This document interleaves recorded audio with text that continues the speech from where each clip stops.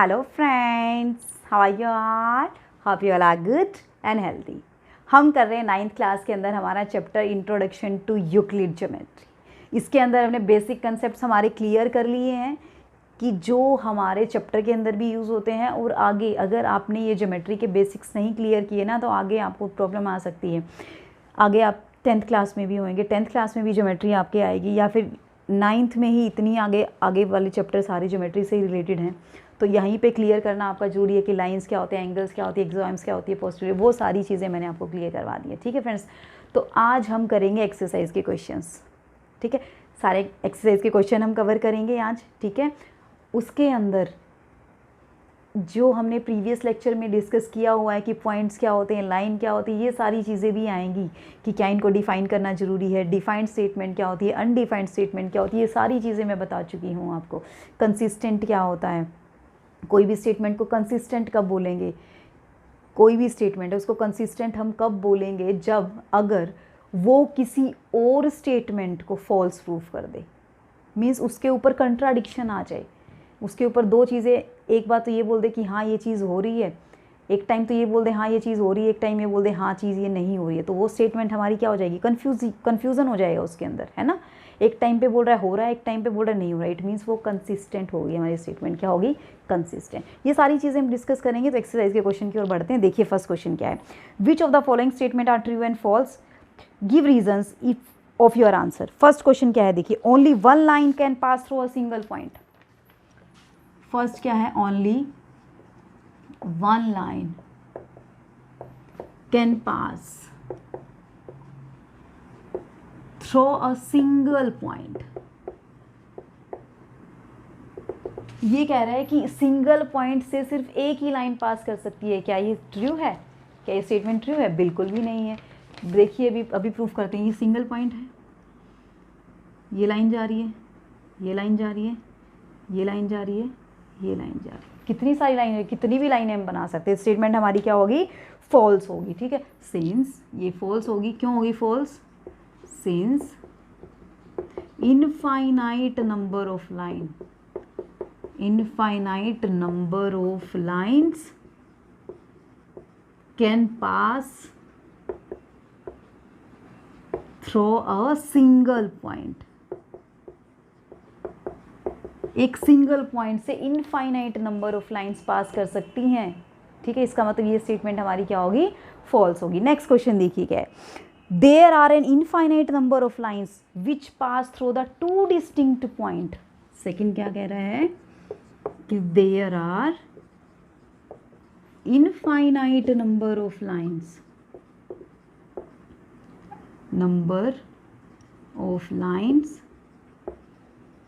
which pass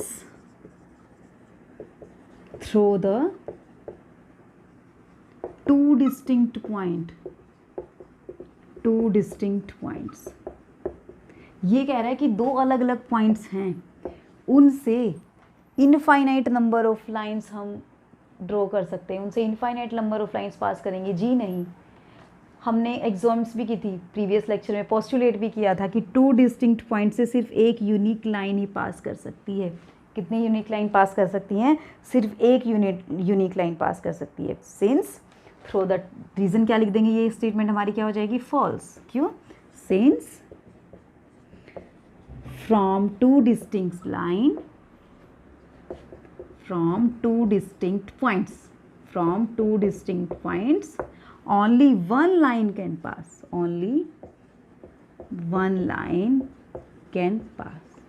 हमेशा सिर्फ कितनी लाइन पास करेगी, टू डिस्टिंक्ट पॉइंट से एक ही लाइन पास करेगी। कितनी लाइन पास करेगी, एक ही लाइन। आई चीज़ें समझ में? ये चीज़ें मैं इसीलिए मैंने आपको पहले करवाए थे ताकि आज आपको एक्सरसाइज करने में कोई दिक्कत ना आए। फिर भी मैं आपको अच्छे से एक्सप्लेन कर रही हूँ। ठीक है, नेक्स्ट देखिए क्या है, a terminated line can be produced indefinitely on both side.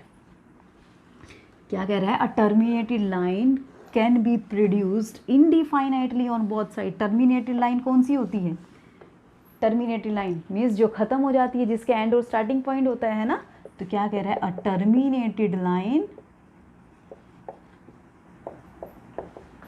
can be produced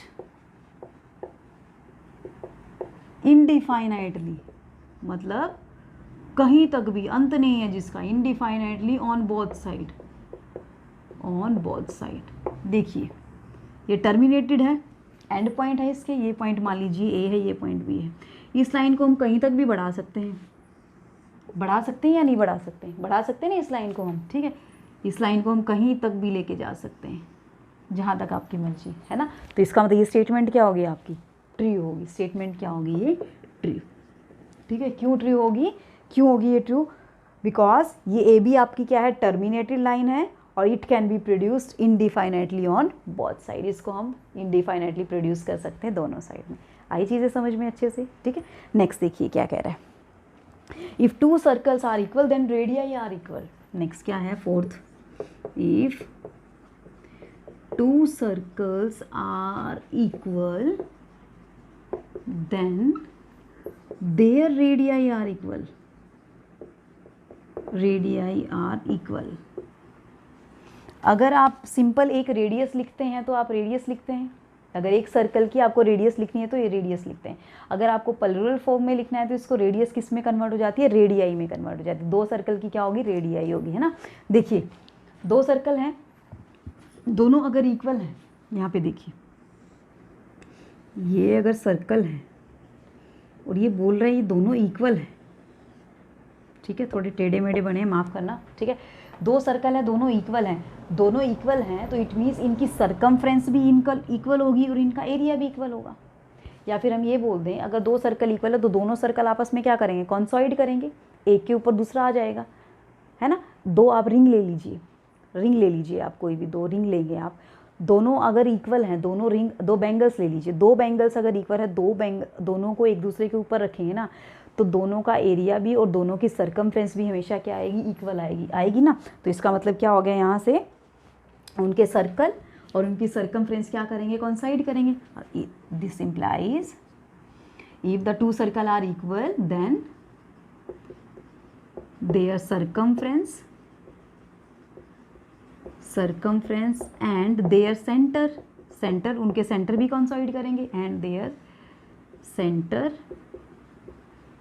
are also coincide है ना, कॉन्साइड करेंगे। इसका मतलब उनकी सरकमफ्रेंस इक्वल होगी, ऐसे भी लिख सकते हैं, सरकमफ्रेंस इक्वल होगी तो मीन्स इस सर्कल की रेडियस अगर r1 है, इस सर्कल की रेडियस अगर r2 है, तो यहाँ से यहीं से वैसे हम नॉर्मली यहीं से बोल सकते हैं सरकमफ्रेंस इक्वल है, सेंटर इक्वल है, तो ऑब्वियस ही बात है उनकी रेडियस भी क्या होगी, इक्वल होगी। फिर भी हम प्रूफ कर देते हैं, अगर इसकी r1 रेडियस है तो इसका सरकमफ्रेंस और इसका सरकमफ्रेंस 2π r2 दोनों इक्वल हो गए, 2π से 2π कट हो गया, r1 किसके इक्वल आ गया, r2 के इक्वल आ गया या नहीं आ गया, आ गया या नहीं आ गया, आ गया ना। तो यानी कि अगर कोई भी दो सर्कल इक्वल हैं तो हमेशा उनकी रेडियाई क्या होगी, इक्वल होगी। आई चीज़ें समझ में, ठीक है। देखिए नेक्स्ट क्या है, दो फिगर दिए हुए हैं आपको, दो लाइन दी हुई हैं आपको, क्या है, एक तो ये है लाइन ए बी और एक है आपके पास पी क्या दिया हुआ है इसने, A B is equal to P Q दिया हुआ है इसने, वो देखेंगे पर, और ये एक्स वाई, और P Q is equal to X Y दिया हुआ है, P Q is equal to X Y दिया हुआ है। तो ये बोल रहा है, ये हमारी यानी कि ये क्या स्टेटमेंट होगी हमारी, ट्रू है ना, ट्रू होगी ना, ठीक है। अब हमें क्या प्रूफ करना है कि ए बी किसके इक्वल होगा, एक्स वाई के इक्वल होगा। अब यहाँ से देखिए ए बी किसके इक्वल है, पी क्यू के, पी क्यू किसके इक्वल है, एक्स वाई, ये लाइन इसके इक्वल, ये लाइन इसके इक्वल है। हमने प्रीवियस लेक्चर में एक एग्जाम करी थी, things which are coincide to each other are equal to each other. जो थिंग्स आपस में कॉन्सॉइड करेंगी, या फिर लाइंस की बात करें तो कॉन्साइड कर रही है ना, या इसमें क्या है, things which are equal to the same things. अब यहाँ पे पी क्यू किसके भी इक्वल है, ए बी के इक्वल है, पी क्यू एक्स वाई के भी इक्वल। एक थिंग्स, कोई भी थिंग है वो equal to the same thing, equal to the same thing, then are equal to each other. Things which are equal to the same things are equal to one another भी बोल सकते हैं, या each other भी बोल सकते हैं, है ना। तो यहाँ से देखिए ए बी किसके इक्वल है, पी क्यू के, एक्स वाई भी किसके इक्वल है, पी क्यू के, एक्स वाई भी सेम थिंग के इक्वल है, ए बी भी सेम थिंग के इक्वल है। तो बाय द एक्सियोम्स ए बी किसके इक्वल हो जाएगा हमारा, एक्स वाई के। क्या लिख देंगे यहाँ पे, things which are equal to the same things, है ना, which are equal to the same things are equal to one another. यहाँ पे क्या लिख देंगे, things which are equal to the same thing are equal to one another, जो ऐसी things जो एक सेम थिंग के इक्वल है, ए बी भी पी क्या होगी इक्वल, एक्स वाई भी पी क्या होगी सेम है ना, ए बी और पी क्या हो, पी क्या हो सेम है, तो दोनों सेम के इक्वल है, तो ए बी और एक्स वाई भी आपस में क्या हो जाएंगे, इक्वल हो जाएंगे। आई चीज़ समझ में, अच्छे से कंसेप्ट क्लियर हो रहा है आपका, कोई भी डाउट नहीं है, ठीक है। बड़े नेक्स्ट क्वेश्चन की ओर चलिए देखते हैं, एक और अच्छा सा क्वेश्चन आ रहा है हमारे पास, क्या है नेक्स्ट क्वेश्चन देखते हैं, एक बार रफ कर दूँ मैं इसको। सेकेंड क्वेश्चन क्या है हमारे पास, देखना कि आपको कुछ डेफिनेशन बतानी है, क्या क्या डेफिनेशन होगी, जैसे पैरेलल लाइन क्या होती है, परपेंडिकुलर लाइन क्या होती है ना, सर्कल क्या होता है, या फिर जो भी चीज़ें वो पूछेगा वो सारी चीज़ें हमें बतानी है, ठीक है। देखिए स्टेटमेंट क्या है, क्वेश्चन की स्टेटमेंट देखिए, give a definition for each of the following terms, कुछ टर्म्स दी हुई है, हमें उनकी डेफिनेशन बतानी है पहले, तो फिर क्या कह रहा है, are these terms that needs to be defined first, are there other terms that needs to be defined first, कि इन डेफिनेशन को डिफाइन करने से पहले कुछ और भी है जो हमें डिफाइन करना है। सुनिए एक बार ध्यान से जो मैं क्या कह रही हूँ, ठीक है। What are they and how might you will define them, कि जो हम जिसकी हम डेफिनेशन देंगे, अब जिसने पूछा है कि इन चीज़ों को डिफाइन कीजिए, किस किस को डिफाइन करना है पहले तो वो देखिए। ये बोला पैरेलल लाइंस क्या होती है उसको डिफाइन कीजिए, पैरेलल लाइंस क्या होती हैं ये बताइए, ठीक है। फिर बोल रहा है परपेंडिकुलर लाइन क्या होती है ये बताइए, ठीक है। फिर बोल रहा है ये लाइन सेगमेंट क्या होती है ये बताइए, उसके बाद बोल रहा है रेडियस क्या होती है ये बताइए, इन सब की डेफिनेशन बतानी है आपने, ठीक है। फिर बोल रहे स्केयर क्या होता है इसकी डेफिनेशन बताइए, पहले तो इन सब की डेफिनेशन बताइए।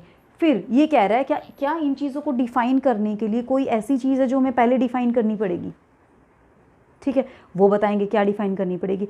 फिर जो चीज़ डिफाइन करनी है वो बताइए कि उसको कैसे डिफाइन करेंगे आप, ठीक है। जैसे देखिए पैरेलल लाइंस, अब पैरेलल लाइंस की डेफिनेशन देखें तो हमारे पास क्या होती है पैरेलल लाइन की डेफिनेशन, कि if the perpendicular distance between the two lines is always constant, ये दो लाइन है, ठीक है, इन दोनों के बीच का ये डिस्टेंस परपेंडिकुलर डिस्टेंस अगर ये कांस्टेंट है तो ये लाइन हमारी क्या होगी, पैरेलल होंगी। कैसे लिखेंगे, इफ द परपेंडिकुलर को मैं ऐसे लिख रही हूँ, if the perpendicular distance between the two lines is always constant, is always constant. अगर दोनों लाइंस के बीच का परपेंडिकुलर डिस्टेंस हमेशा कांस्टेंट होगा तो लाइन क्या होंगी, हमेशा पैरेलल होंगी और कहीं भी मीट नहीं करेंगी, ये लाइंस आपकी कहीं भी मीट नहीं करेंगी। These are always perpendicular lines, ठीक है। The line which never intersect each other, जो एक दूसरे को कभी इंटरसेक्ट नहीं करेंगी, these lines never intersect each other, ये लाइन कभी भी एक दूसरे को इंटरसेक्ट नहीं करेंगी कहीं पे भी। अब देखिए इसमें क्या क्या आ गया, perpendicular distance between two lines, यानी कि सबसे पहले आपको क्या डिफाइन करना पड़ेगा, क्या क्या पता होना चाहिए पैरेलल लाइन को डिफाइन करने के लिए, आपको क्या पता होना चाहिए, लाइन पता होना चाहिए, डिस्टेंस बिटवीन लाइन पता होना चाहिए, पॉइंट पता होना चाहिए, पॉइंट ऑफ इंटरसेक्शन पता होना चाहिए, है ना, ये बोला है ना नेवर इंटरसेक्ट, यानी कि पॉइंट ऑफ इंटरसेक्शन पता होना चाहिए, पॉइंट पता होना चाहिए, लाइन पता होनी चाहिए। तो we to define this, to define parallel को मैंने डबल ले लिया, to define parallel lines we first need to define point. सबसे पहले तो पॉइंट पता होना चाहिए, लाइन पता होनी चाहिए क्या होती है, ये सारी चीज़ें मैं बता चुकी हूँ आपको। डिस्टेंस बिटवीन लाइन पता होना चाहिए, डिस्टेंस बिटवीन लाइंस, है ना, एंड पॉइंट ऑफ इंटरसेक्शन पता होना चाहिए क्या होता है, कि कहाँ पे वो इंटरसेक्ट करेंगी, ठीक है। ये सारी चीज़ें आपको पता होनी चाहिए। आई बात समझ में, ठीक है। अब देखिए नेक्स्ट परपेंडिकुलर लाइंस, ठीक है। ये क्या कह रहा है, अगर परपेंडिकुलर मीन्स नाम से ही क्लियर हो रहा है जिसके बीच में 90 डिग्री का एंगल हो, if two lines intersect each other at 90 degree, अगर दोनों एक दूसरे को 90 डिग्री पे कट करेंगे ऐसे, तो दोनों लाइन क्या हो जाएंगे आपके परपेंडिकुलर। तो यानी कि इसको डिफाइन करने के लिए भी आपको क्या डिफाइन करना पड़ेगा, क्या बन रहा है इसमें एंगल। तो सबसे पहले हमें किसको डिफाइन करना है, एंगल को, और किसको डिफाइन करना है, लाइन को। यानी कि to define perpendicular line we need first to define angles and line. पहले एंगल क्या होती है, लाइन क्या होती है, ये हमें डिफाइन करने पड़ेंगे, और ये चीज़ मैं पहले बता चुकी हूँ आपको, ठीक है। इसलिए मैंने आपको बेसिक करवाया था पहले। नेक्स्ट देखिए क्या है, लाइन सेगमेंट। लाइन सेगमेंट क्या होती है, अ स्ट्रेट लाइन, बताया रखे मैंने, फिर भी मैं दोबारा करा देती हूँ। A straight line that can be drawn from any point to other point। किसी एक पॉइंट से दूसरे पॉइंट पे, यानी कि पॉइंट आ गया तो यानी कि एंड पॉइंट आ गए, है ना। जो हम क्या करते हैं, एक पॉइंट से दूसरे पॉइंट पे जो हम लाइन ड्रॉ करते हैं वो हमारी क्या होती है, स्ट्रेट, जो वो हमारी क्या होती है, लाइन सेगमेंट। क्या होती है, लाइन सेगमेंट, ठीक है। एक स्ट्रेट लाइन, एक पॉइंट से दूसरे पॉइंट पे एक स्ट्रेट लाइन हम ड्रॉ करते हैं तो वो हमारी क्या होती है, लाइन सेगमेंट। यानी कि इसको डिफाइन करने के लिए आपको क्या डिफाइन करना पड़ेगा, सबसे पहले क्या डिफाइन करना पड़ेगा, पॉइंट्स क्या होते हैं, क्योंकि इसके अंदर क्या यूज़ हो रहा है, पॉइंट्स यूज़ हो रहा है। क्या यूज़ हो रहा है, पॉइंट्स। अब बात आती है स्क्वायर, रेडियस क्या होती है। रेडियस क्या होती है, it is the distance between the centre of the circle. ये रेडियस वैसे होती क्या है, यहाँ से देखिए, ये आपका सर्कल है, ठीक है, ये सेंटर है, और रेडियस क्या है, ये सारी की सारी क्या है, ये रेडियस है। तो ये किसके किसके बीच का डिस्टेंस है, distance between the centre of the circle and any point lying on the circle. Circle के ऊपर कोई भी पॉइंट लाई कर रहा हो उसका डिस्टेंस, और विद सेंटर का डिस्टेंस, है ना। तो the distance between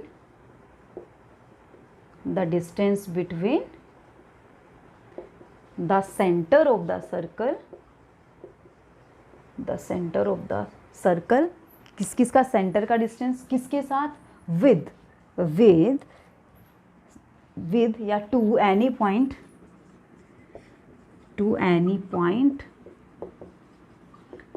laying on the circle.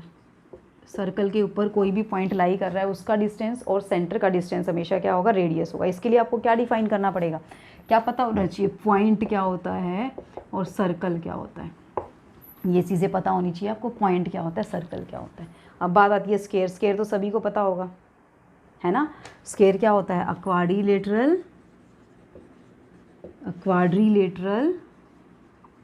Having all the sides are equal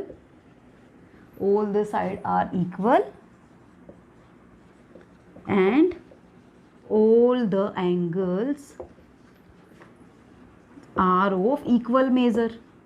सारे के सारे एंगल कैसे हों, इक्वल हों। तो ये क्या हो जाएगा हमारा स्क्वायर। यानी कि इसके लिए क्या डिफाइन करना पड़ेगा आपको, क्वाड्रिलेटरल पता होनी चाहिए, साइड पता होनी चाहिए, एंगल पता होनी चाहिए। इसके लिए क्या क्या चीज़ें पता होनी चाहिए आपको, क्वाड्रिलेटरल क्या होती है, क्वाड्रिलेटरल बता चुकी हूँ, साइड क्या होते हैं, एंगल क्या होती है, ये सारी चीज़ें आपको पता होनी चाहिए। आई बात समझ में।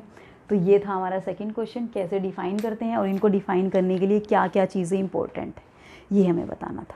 चलिए बढ़ते हैं नेक्स्ट क्वेश्चन की ओर। हमारा नेक्स्ट क्वेश्चन क्या है, देखिए फ्रेंड्स, बहुत ही अच्छा क्वेश्चन है हमारा नेक्स्ट क्वेश्चन। एक बार इसको रफ कर दूँ मैं, फिर हम बढ़ते हैं हमारे नेक्स्ट क्वेश्चन की ओर, ठीक है। चलिए एक बार रफ कर देते हैं इसको। इस चैप्टर में थोड़ा सा लिखने वाला काम ज़्यादा है, ठीक है, और लिखने वाला भी वही है जो मैं बोलती हूँ, और आप लोग नोट्स बना लें, इसलिए मैं लिखती हूँ, वरना तो ओरली भी करवा सकती हूँ मैं चैप्टर को, तो है ना, समझाना ही है मुझे, तो एक आप लोगों के लिए ही लिखती हूँ मैं, ताकि आप लोग अपने नोट्स अच्छे से प्रिपेयर कर सकें, ठीक है। नेक्स्ट क्वेश्चन देखिए क्या है, consider the two postulates given below. दो पोस्टुलेट दी हुई हैं आपको, क्या क्या दी हुई हैं देखना। Given any two distinct point A and B, there exist a third point C which is in between A and B. कि दो पॉइंट दिए हुए आपके पास ए और बी, और सी पॉइंट दिया हुआ है उनके बीच में, हमें नहीं पता वो कहाँ लाई कर रहा है, ठीक है। देयर एग्जिस्ट एटलीस्ट, सेकेंड क्या है, there exist at least 3 point that are not on the same line. कि there exist at least 3 point, 3 point ऐसे एग्जिस्ट करेंगे जो कि सेम लाइन पे नहीं होंगे, सेम लाइन पे नहीं होंगे। तो ये दोनों ही आपने बतानी है कि does this postulate contain any undefined term, क्या कोई अनडिफाइंड टर्म कंटेन करते हैं। Are these postulate consistent, do they follow from Euclid postulate, explain. सबसे पहले तो बताना है क्या ये अनडिफाइंड स्टेटमेंट कंटेन करते हैं, फिर क्या ये कंसिस्टेंट है, फिर क्या ये किसी यूक्लिड पोस्टुलेट को फॉलो करते हैं या नहीं करते हैं, ये चीज़ें हमें एक्सप्लेन करनी है। फर्स्ट पोस्टुलेट क्या कहती है, सॉरी जो फर्स्ट स्टेटमेंट है वो क्या कहती है कि कोई भी 2 पॉइंट ए और बी दिए हुए हैं, सी कोई भी पॉइंट है, उनके बीच में लाई कर रहा है, ठीक है। सेकंड क्या कहती है कि 3 कोई भी पॉइंट हैं वो सेम, क्या कह रहा है, 3 कोई भी पॉइंट हैं that are not on the same line, 3 point हैं वो सेम लाइन के ऊपर हमारे नहीं हैं। अब इसके केसेस में तो कंट्राडिक्शन ऑब्वियस ही बात है, होएगी ही होएगी। ये हमारी अनडिफाइंड भी है। अनडिफाइंड क्यों है हमारी, कभी तो बोल रहा है कि ये पॉइंट, देखना मैं अभी करके दिखाती हूँ आपको, देखना कैसे अनडिफाइंड है। दीज आर अनडिफाइंड टर्म्स, दोनों के दोनों टर्म क्या है, अनडिफाइंड है। क्यों है मैं एक्सप्लेन करूँगी। दीज आर अनडिफाइंड टर्म, क्यों है अनडिफाइंड टर्म, क्योंकि हमें ये नहीं पता वो 3 पॉइंट कहाँ लाई कर रहे हैं, या ए और बी की पोजीशन क्या है, हमें नहीं पता क्या है ए और बी की position. And they are also consistent, consistent means ये कुछ ना कुछ कंट्राडिक्शन फॉलो करेंगे, किसी एक्सोम्स को झूठा बताएं, किसी एक्सोम्स को मतलब कंट्राडिक्ट करेंगे, ये कह सकते हैं, है ना। कोई एक्सोम्स जो अपने आप में सेल्फ एविडेंट है उसको ये गलत बता देंगे, कैसे बताएंगे वो देखना। They are consistent, they are consistent, दोनों की दोनों क्या है, कंसिस्टेंट भी है और अनडिफाइंड भी है। क्यों है देखना, अभी लिखती हूँ मैं। As we have no information about the line segment, as we have no information about the line segment, हमें नहीं पता ये लाइन सेगमेंट कहाँ है ए बी, है ना, कि ये लाइन सेगमेंट कहाँ है ए बी और इसका पॉइंट कहाँ लाई कर रहा है। And we don't know about the position of the third point, हमें थर्ड पॉइंट की पोजीशन भी नहीं पता है कि ये पॉइंट उस लाइन के ऊपर ही लाई कर रहा है या कहीं और लाई कर रहा है। उन दोनों के बस ये पता है उन दोनों के बीच में लाई कर रहा है, ये पॉइंट तो कहीं भी हो सकते हैं, हमें नहीं पता पोजीशन यहाँ है, यहाँ है, यहाँ है, यहाँ है, हमें नहीं पता ना, यानी कि अनडिफाइंड होगी ये। समझ आई चीज़ें, ठीक है। एंड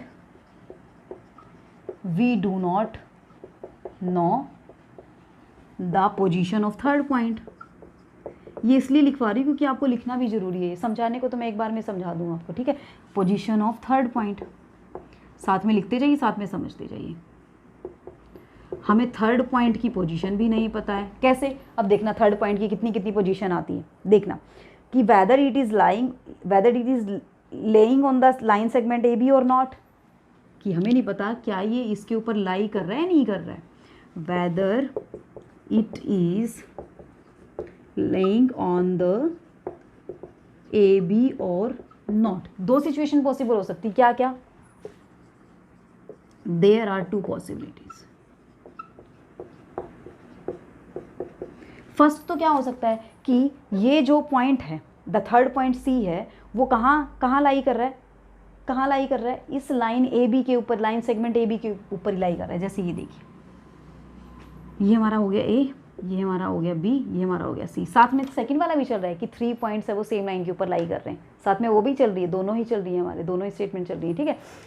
कि अब देखिए ये अगर यहाँ पे लाई कर रहा है, तीनों पॉइंट एक ही लाइन में लाई कर रहे हैं, पहली कंडीशन तो ये हो सकती है, पहली कंडीशन तो क्या हो सकती है कि 3 point lie on the same line, ठीक है।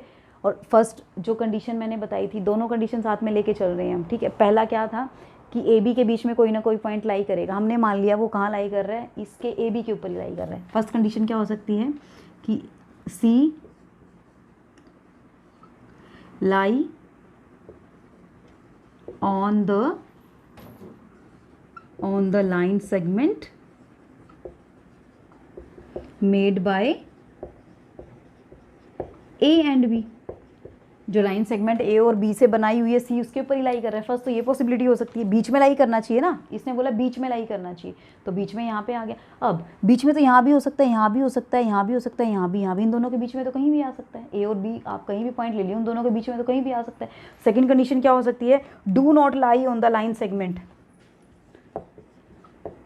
कि do not lie on the line segment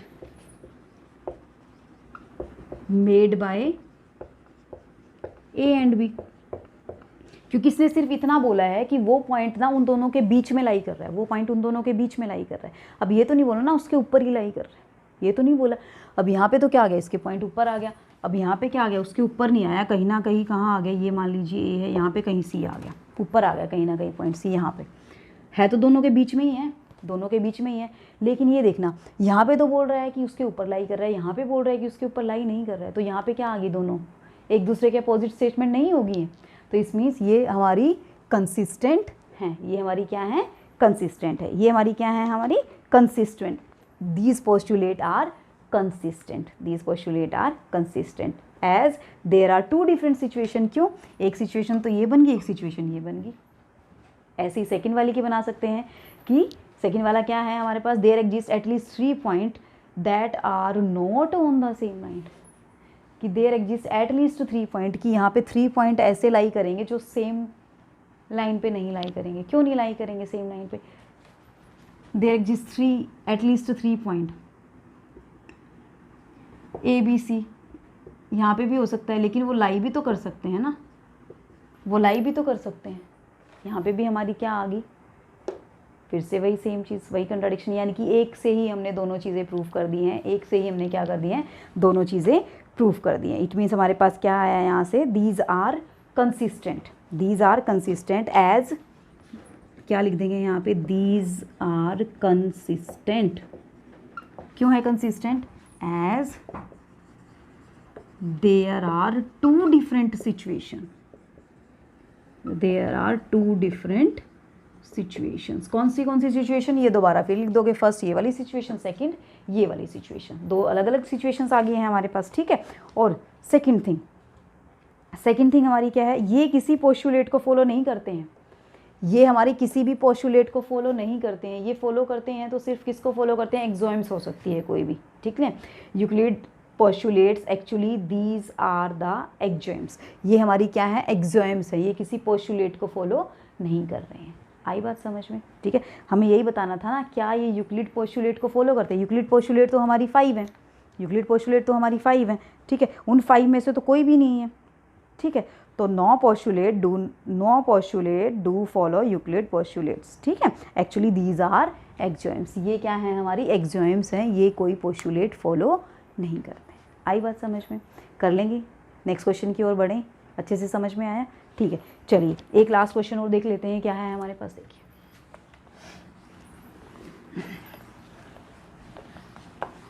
देखना क्या है क्वेश्चन के अंदर। बस अब हमारा लिखने वाला काम खत्म हो, इस चैप्टर में थोड़ा सा लिखने वाला काम है, थोड़ा सा, ठीक है, बस वो समझ में आना चाहिए आपके, और कोई बात नहीं है। देखिए नेक्स्ट क्वेश्चन क्या है, if the point C lies between the point A and B, ठीक है, such that AC is equal to BC, prove that AC is equal to half of AB, half of AB। क्या कह रहा है ये, कि ये कोई AB आपकी लाइन है, ये C पॉइंट इसके ऊपर लाई कर रहा है, ठीक है। क्या दिया हुआ है, AC is equal to BC दिया हुआ है, तो हमें क्या प्रूव करना है कि जो हमारा AC होगा, जो हमारा AC होगा वो क्या होगा, हाफ ऑफ AB होगा। ये चीज़ हमें प्रूव करनी है, ये होगा हमारा, ठीक है। तो देखिए हमें यहाँ से क्या दिख रहा है, हमें यहाँ से क्या दिख रहा है कि AC इज इक्वल टू क्या है हमारा, BC है, AC इज इक्वल टू क्या है हमारा, BC है। अगर हम इसको मान लें, अगर हम इस दोनों साइड ऐड कर दें, क्या ऐड कर दें इसके अंदर, हम क्या ऐड कर दें, हमें चाहिए क्या है यहाँ से, देखिए पूरा ए भी चाहिए ना, पूरा ए भी कैसे मिलेगा, इस BC में क्या ऐड कर दें, या तो AC ऐड कर दें, है ना। तो हमने क्या कर दिया, दोनों साइड AC ऐड कर दिया, BC प्लस AC। समझ आया, यहाँ तक कोई दिक्कत नहीं है, ऐड कर सकते हैं हम, यहाँ तक कोई दिक्कत, ऐड कर सकते हैं। क्यों ऐड कर सकते हैं, क्यों ऐड कर सकते हैं यहाँ से, things which are equal to the same things, या फिर हम ये बोल सकते हैं, अगर हम इक्वल ऐड करें, अगर हम इक्वल ऐड करें, ठीक है, equals are added to equal, then whole is equal, यही मतलब हुआ ना। हाँ, ये दोनों पहले इक्वल दिए थे हमने, इनमें इक्वल ऐड कर दिए, तो होल भी हमारा क्या हो जाएगा, इक्वल हो जाएगा। अब यहाँ से देखिए AC प्लस AC तो हमारा क्या बन गया, 2AC बन गया। अब यहाँ से देखिए BC plus AC, BC plus AC, BC plus AC किसके साथ कंसाइड कर रहा है, लाइन AB के साथ कंसाइड कर रहा है, किसके साथ कंसाइड कर रहा है, लाइन AB के साथ कंसाइड कर रहा है। तो यहाँ पे क्या लिख देंगे, BC प्लस AC इज कंसाइड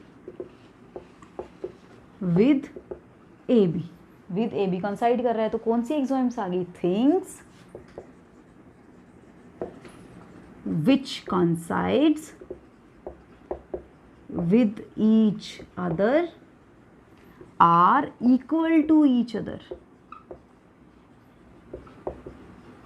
जो थिंग्स एक दूसरे को कंसाइड करती हैं, एक दूसरे को कवर करती हैं, एक दूसरे के ऊपर आ जाती है, वो आपस में क्या हो जाती है, इक्वल हो जाती है।